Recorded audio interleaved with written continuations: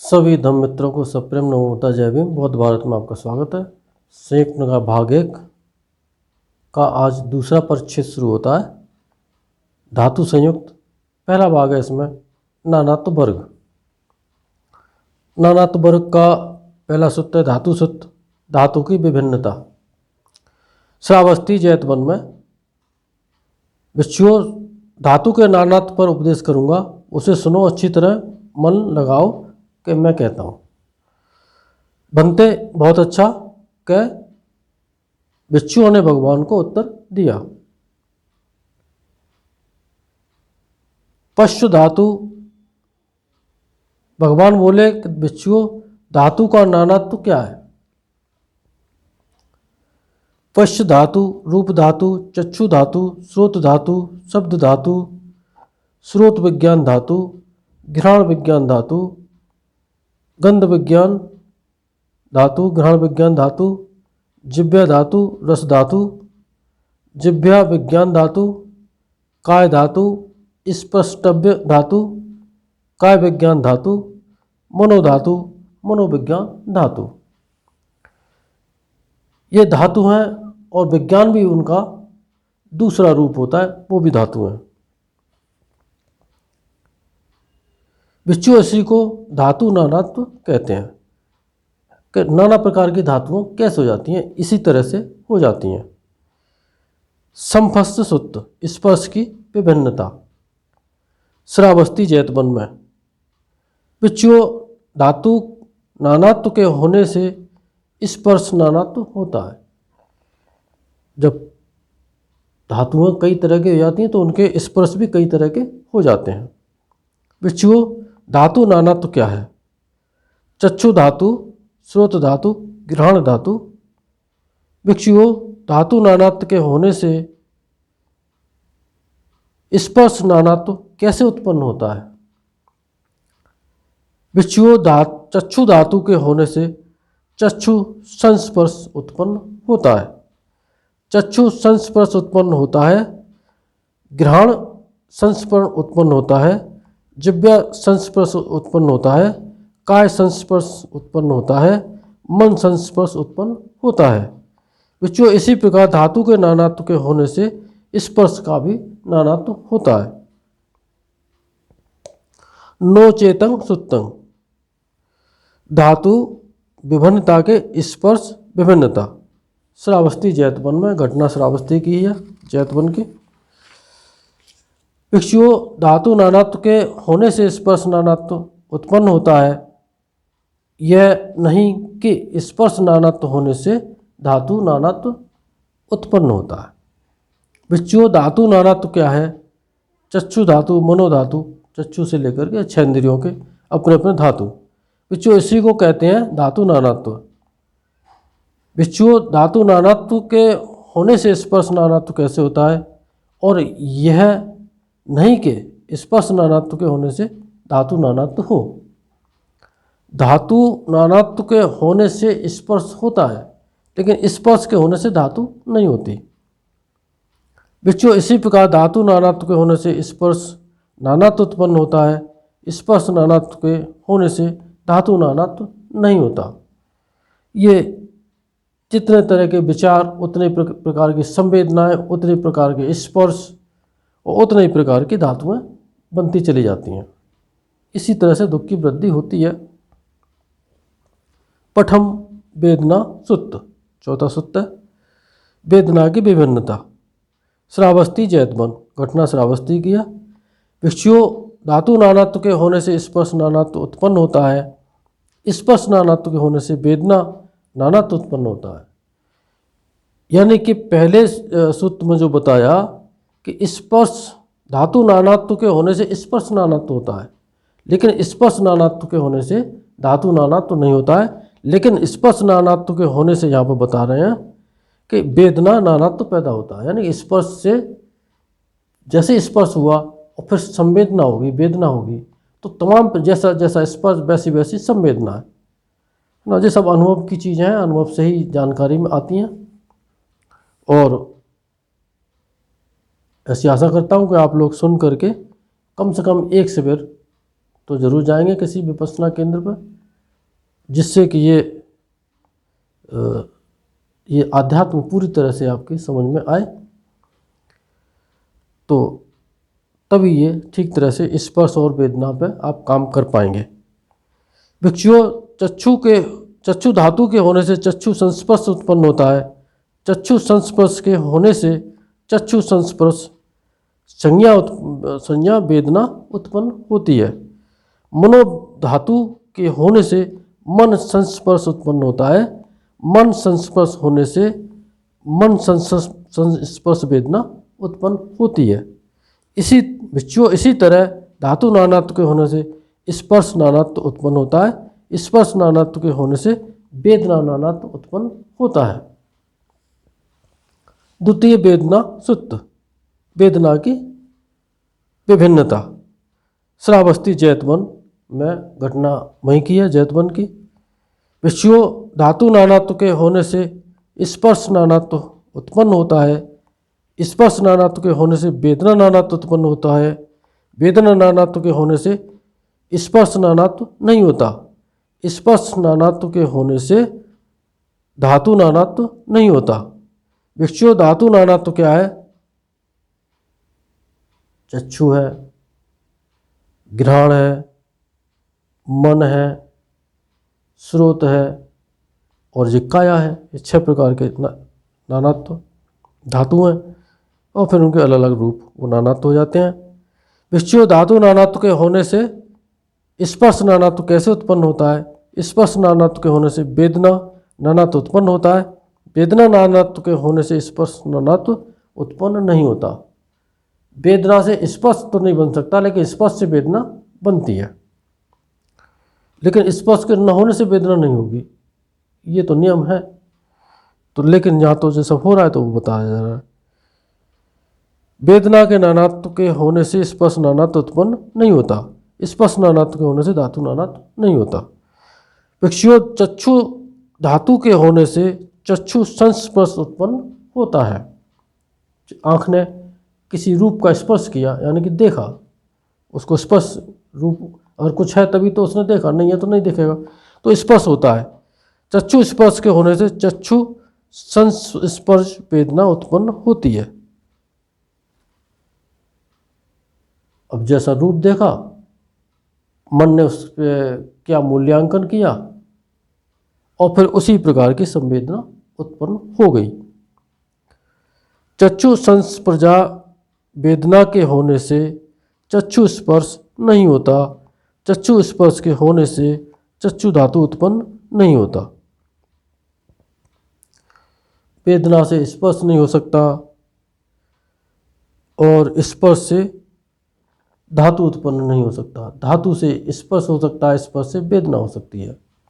विषयों स्रोत धातु मनोधातु, इसी तरह से 6 जो धातुएं हैं, इंद्रियां हैं, उन्हीं को धातु यहाँ बोला गया। विषयों इसी तरह धातु नानात्व के होने से स्पर्श नानात्व उत्पन्न होता है। स्पर्श नानात्व के होने से वेदना नानात्व उत्पन्न होता है। वेदना नानात्व के होने से स्पर्श नानात्व उत्पन्न नहीं होता। स्पर्श नानात्व के होने से धातु नानात्व नहीं होता। उल्टा नहीं चलता है, सीधा ऐसे चलेगा। बाह्य पंचक सूत्र, धातु सूत्र है। ये भी धातु की विभिन्नता, अभी वेदना चल रही थी, धातु की विभिन्नता। श्रावस्ती जैतवन में विषयों धातु नानात्व के विषय में उपदेश करूंगा, सुनो, उसे सुनो, अच्छी तरह मन में लगाओ। मैं कहता हूँ विषयों धातु नानात्व क्या है? रूप धातु, शब्द धातु, गंध धातु, रस धातु, स्पष्टव्य धातु और धर्म धातु। यहाँ धर्म धातु का उल्लेख आया है। विषयों इसी प्रकार इसी को कहते हैं धातु नानात्व। कोई व्यक्ति जब शील समाधि प्रज्ञा के रास्ते पर चल रहा है और प्रज्ञा जब उत्पन्न हो रही है चित्त के अंदर, तो वो ही धर्म धातु बनती चली जाती है। संज्ञा धातु, संज्ञा की विभिन्नता। श्रावस्ती जैतवन में विषयों धातु नानात्व के होने से संज्ञा नानात्व उत्पन्न होता है। संज्ञा नानात्व के होने से संकल्प नानात्व उत्पन्न होता है। संकल्प नानात्व के होने से छंद नानात्व उत्पन्न होता है। छंद नानात्व के उत्पन्न होने से हृदय में तरह तरह की लगन पैदा होती है। तरह तरह की लगन पैदा होने से उसकी पूर्ति के लिए तरह तरह के यत्न होते हैं। ये बड़ी महत्वपूर्ण लाइनें हैं कि संज्ञानानत्व यानी कि नाम रूप, ये जो काया और चित्त है जब मिले हैं तो ये संज्ञा के रूप में है। तो इसी संज्ञा के नानात्व होने से और छंद नानात्व उत्पन्न होता है, यानी कि राग, छंद माने राग। तो उस राग के होने से हृदय में तरह तरह की इच्छाएं और लगन पैदा हो जाती हैं। तरह तरह की लगन पैदा होने से उसकी पूर्ति के लिए फिर वो तमाम प्रकार के प्रयत्न वो व्यक्ति करता है। अब चाहे अच्छा हो या बुरा हो। बुरा करेगा तो दुख इकट्ठा करेगा, अच्छा करेगा तो दुख को हल्का करेगा, बोझ हल्का करेगा। विच्यो धातु नानात्व क्या है? रूप धातु, धर्म धातु। जैसे विच्यो कैसे तरह तरह की लगन पैदा होने से उसकी पूर्ति के लिए तरह तरह के यत्न होते हैं। विच्यो रूप धातु के होने से रूप संज्ञा उत्पन्न होती है। रूप संज्ञा के होने से रूप संकल्प उत्पन्न होता है और रूप में तरह तरह की लगन पैदा होने से उसकी पूर्ति के लिए तरह तरह के यत्न होते हैं। धर्म धातु के होने से, अब ये धर्म धातु के होने से बच्चों इसी तरह धातु नानात्व के होने से संज्ञा नानात्व उत्पन्न होता है। नो चेतन सुत्त, धातु की विभिन्नता से संज्ञा की विभिन्नता। श्रावस्ती जैतवन में वही जैतवन की घटना है। तरह तरह के यत्न होने से तरह तरह की लगन पैदा होती है और तरह तरह की लगन से पैदा होने से छंद नानात्व उत्पन्न नहीं होता। यानी कि धर्म धातु जब उत्पन्न हो जाएगी तो फिर वो राग और द्वेष दोनों को उत्पन्न नहीं होने देगी। तो छंद नानात्व की बात करिए यहाँ पे, यानी कि राग के तमाम प्रकार के तमाम प्रकार के राग उत्पन्न हो जाते हैं कि ये ऐसा, ये ठीक है, ये ऐसा चाहिए, इस तरह के संकल्प विकल्प हो जाते हैं स्टार्ट। तो छंद नानात्व के होने से संकल्प नानात्व उत्पन्न नहीं होता। संकल्प नानात्व के होने से संज्ञा नानात्व नहीं होता। संज्ञा नानात्व के होने से धातु नानात्व नहीं होता। भिक्षुओं धातु नानात्व क्या है? ये रूप धातु से लेकर के धर्म धातु।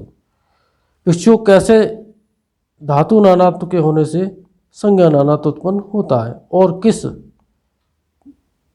किस प्रतिलोम बस से यह ठीक नहीं होता। संज्ञा नानात्व के होने से धातु नानात्व नहीं होता। विच्छु रूप के होने से रूप संज्ञा उत्पन्न होती है। रूप में तरह तरह की लगन पैदा होने से उसकी पूर्ति के लिए तरह तरह के यत्न होते हैं। तरह तरह के यत्न होने से तरह तरह की लगन पैदा नहीं होती। संज्ञा नानात्व के होने से धातु नानात्व उत्पन्न नहीं होता। शब्द धातु, गंध धातु, रस धातु, स्पष्टव्य धातु और धर्म धातु। तो मन में जब जो चित्त जो धातु के रूप में था, मनोधातु, वो अब धर्म धातु के रूप में परिवर्तित होता जाता है। यानी कि चित्त के अंदर प्रज्ञा जागृत होती चली जाती है। तब इस तरह से धातु नानात्व उत्पन्न नहीं होते। विच्छु इसी तरह धातु नानात्व के होने से संज्ञा नानात्व उत्पन्न होता है और संज्ञा नानात्व के होने से धातु नानात्व नहीं होता।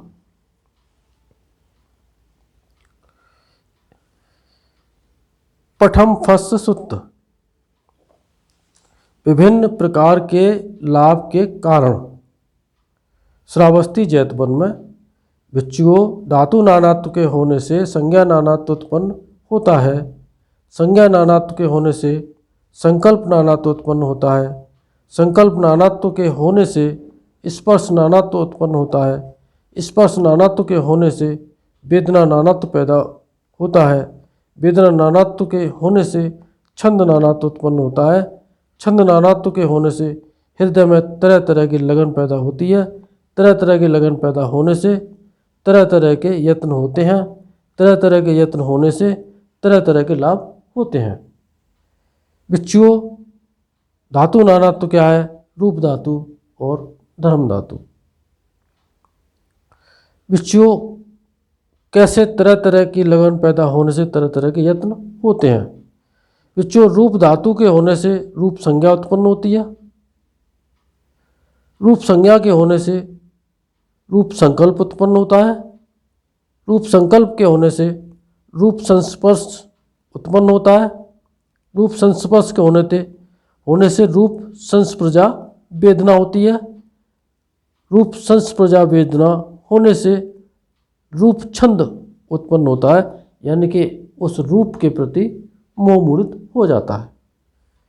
इतनी सारी क्रियाएं होती हैं, ये पता नहीं चलती हैं, पलक झपकते ही ये सारी क्रियाएं हो जाती हैं। और जब होश आता है तो वो जब तक छंद राग जो छंद है, रूप छंद है, रूप के प्रति जो मोह है, रूप के प्रति जो राग है वो उत्पन्न हो जाता है, पता ही नहीं चलता, इतना फास्ट होता है।